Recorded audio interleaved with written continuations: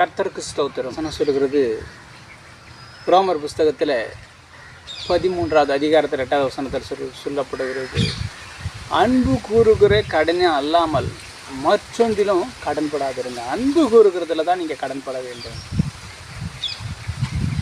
ஒரு சேஞ்ச், ஒரு கால பேங்க்கில் நம்ம இருக்குது, நம்ம இல்லை நம்ம வரவில் இருக்குது, வீட்டில் இருக்குதுன்றது கை மாற்ற உடனே அதை சேஞ்ச் பண்ணலாம். நம்முடைய வாழ்க்கையில் நெருக்கங்கள் வரும்பொழுது நம்ம என்ன செய்கிறோன்னா, ஒரு காலம் பக்கத்தில் இருக்கிறோம், நம்ம பார்க்குறோம், என்னடா நம்ம அவங்களாம் நல்லா இருக்கிறாங்க, நம்ம என்ன செய்கிறோம், ரொம்ப கஷ்டத்தோடு இருக்கோம், அவங்கள போல் நம்ம வாழ்ந்தால் தான் நம்மளை மதிப்பாங்க சொல்லி நம்ம என்ன செய்கிறோன்னா, மற்றவர்களை பார்த்து நம்ம என்ன செய்கிறோம், அதை வாழுகிறோம். இப்போ மற்றவங்களோட நம்மளை கம்பேர் பண்ணும்போது என்ன ஆகுனா, நம்ம அங்கே தான் அந்த வீட்டில் ஒரு எல்இடி டிவி இருக்குது, அந்த வீட்டில் ஒரு டிவி இருக்கணும். இப்போ என்ன, தேவன் நம்முடைய சூழ்நிலை என்ன அனுமதிக்கிறாரோ அதை ஆண்டவருக்கு தெரியும். இந்த சூழ்நிலை ஆண்டவருக்கு தெரியும்.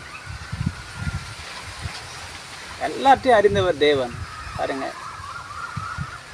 சகேயு ஆண்டவரை பார்ப்பதற்கு அவர் காட்டத்தி மரத்தில் உட்கார்ந்துருக்கிறார்.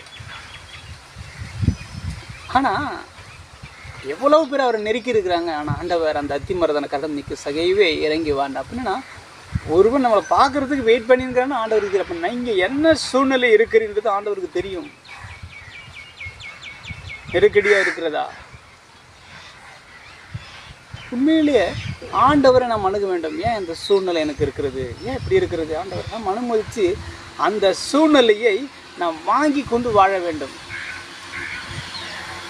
அது எப்பேற்பட்ட நெருக்கடிகள் வந்தாலும் ஆண்டவருக்கு தெரியும். அந்த சூழ்நிலையை தேவனும் பார்த்து கொண்டு இருக்கிறார். நாம் என்ன செய்கிறோம்னு சொன்னால், இப்படி நெருக்கடியாக எடுத்து அடுத்து ஒன்றும் முடியல, நம்ம என்ன செய்யணும், அடுத்து அவங்க சுயம் வேலை செய்ய ஆரம்பிக்கிறது. எங்கேயும் நான் என்ன பண்ணுறேன், என்னால் முடியல, பிரச்சனை ஓவராக இருக்குது, எப்படின்னா இந்த கடன் பிரச்சனைனால இவ்வளோ பெரிய இது இருக்குது, இந்த கடன் பிரச்சனைனால முடியல, நான் எப்படியோ கடன் வாங்கி தான் ஆகணும்,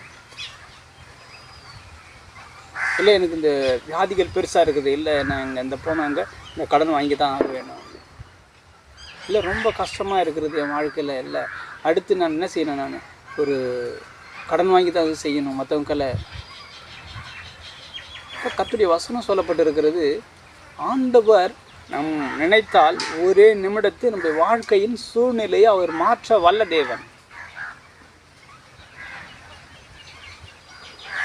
அப்போது அதனால தான் சங்கீதம் 121 சொல்லப்பட்டிருக்கிறது, எனக்கு ஒத்தாசை வரும் பர்வதங்களுக்கு நேராக என் கண்களை ஏறெடுக்கிறேன், வானத்தையும் பூமியை உண்டாக்கின கர்த்தர் எனக்கு ஒத்தாசை வரும் என்று சொல்லப்பட்டிருக்கிறது. இப்போது தேவனிடத்தை நாம் நோக்கி பார்க்க வேண்டும். இப்போது நம்ம மற்ற எந்த காரியத்துக்கு வந்தாலும் நம்ம அது என்ன செய்யுதுன்னா, அது மேற்கொண்டு விடுகிறது. நிறைய பேர் நம்ம ஆண்டோட ஏற்றுக்கொண்ட பிள்ளைங்க நிறைய ஒருத்தர் சொல்கிறார், உண்மையிலே எனக்கு ஆண்டவர் ஆசீர்வதிக்கிறாரு, அந்த ஆசீர்வாதம் எல்லாம் நான் கட்டுக்கிற அந்த வட்டிக்கு தான் போயிடுது. இப்போ இன்னொருத்தர் சொல்கிறார், உண்மையிலே நான் என்ன செஞ்சேன், கடன் வாங்கி நான் திருமணம் பண்ணிட்டேன், ஆனால் இதை நான் என்ன பண்ணேன், கஷ்டப்பட்டு கட்டிகிட்டு இருக்கிறேன். உண்மையிலே உன்னுடைய ஆண்டவர் என்ன சூழ்நிலையை அனுமதிக்கிறாரோ அந்த சூழ்நிலையை, அந்த சூழ்நிலைக்கு அதை என்ன செய்யும், அந்த சூழ்நிலையிலே நீ பயணம் செய். அது உன்னுடைய வாழ்க்கையை பின்னாடி ஒரு ஆண்டவருடைய ஆசீர்வாதம் உனக்கு பின்னாடி காணப்படும். இல்லை நெருக்கமே எனக்கு வரக்கூடாது. நிறைய பேர் சொல்லுவாங்க, ஆண்டவரே எனக்கு நெருக்கமே வரக்கூடாது. அப்படி அல்ல. ஆண்டவருடைய வசனம் சொல்லப்படுகிறது, ரோமர் புஸ்தகத்திலே 8வது அதிகாரம் 28வது வசனத்தில் சொல்லப்படுகிறது, தேவனிடத்திலே அன்பு கூறுகிறவர்களுக்கு சகலமும் நன்மைக்கு ஏதுவாக நடக்கிறதா. நன்மையாக நடக்கலை, நன்மைக்கு ஏதுவாகவே நடக்குதான். நன்மைக்காக தான் அது நடக்கிறது.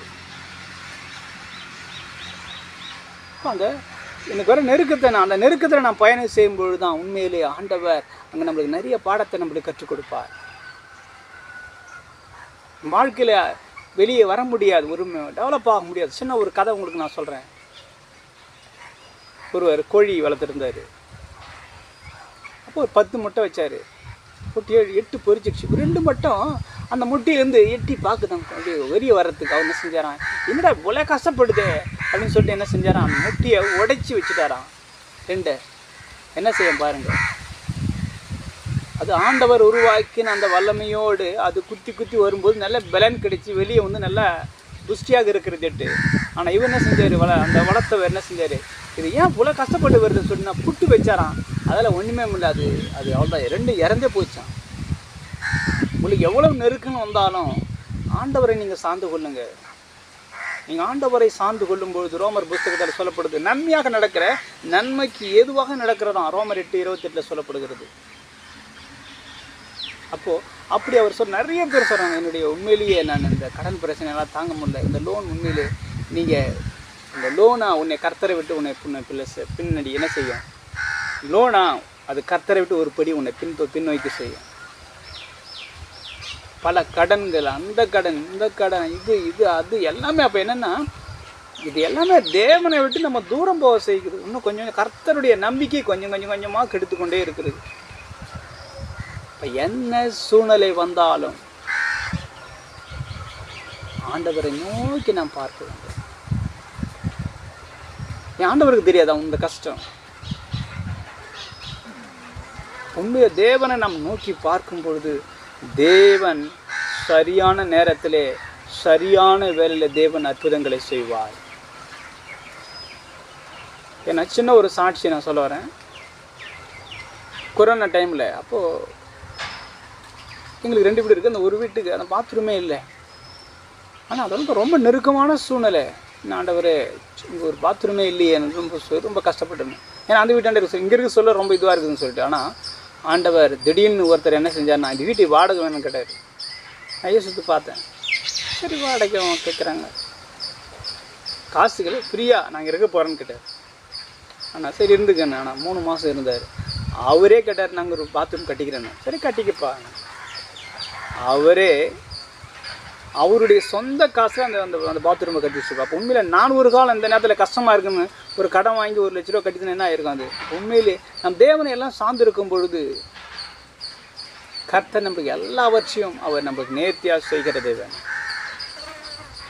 முன்னே ஒன்று கர்த்தர் உங்கள் நெருக்கத்தில் கர்த்தரை சார்ந்து கொள்ளுங்க, கர்த்தரை பற்றி கொள்ளுங்க. ஆண்டவரை நோக்கி நாம் அவர் கதற வேண்டும். ஆண்டவரை நோக்கி நாம் கூப்பிடும் பொழுது உன் நெருக்கங்கள் இப்படி எல்லாமே ஆண்டவருக்கு தெரியும். ஆனால் தேவனை நோக்கி நீங்கள் கூப்பிடும்போது எரேமியா 33:3 சொல்லப்படுது, அவனை நோக்கி கூப்பிடு, அப்படி எட்டாவது மரியாதமான பெரிய காரியங்களோடு அறிவிக்கின்றார். என்னை நோக்கி கூப்பிடு. சங்கீதம் 50:15 சொல்லிக்கிற ஆபத்து காலத்தில் என்னை நோக்கி கூப்பிடு. ஆண்டவரே இந்த சூழ்நிலாம் அமைக்கிறார். நம்மளுக்கு என்ன செய்கிறான்? அவருக்கெல்லாம் கர்த்தர் நம்பர்னு சொல்கிற அந்த கஷ்டமான சூழ்நிலை என்ன செய்கிறாய்? அப்போ உண்மையில் மற்றவங்களை பார்த்து அந்த இவங்க என்ன சொல்லுவாங்கன்னு பார்த்து நான் மற்றவரை பிரியப்படுத்தும்படியாக நாம் பல என்ன செய்கிறோம்? கடன்களை வாங்கி கர்த்தருடைய ஆசீர்வாதத்தை நம்ம அனுபவிக்க முடியாது. அதனால் கர்த்தரையே நம்பியிருங்கள். ரோமர் 8:28 நீங்கள் தேவனிடத்தில் அன்பு கூறுங்க, சகலம் உங்கள் நன்மைக்காகவே நடக்கிறது. நன்மையாக நடக்கலை, நன்மைக்கு எதுவாக நடக்கிறது? கர்த்தர் பெரிய காரியங்களை செய்வார்.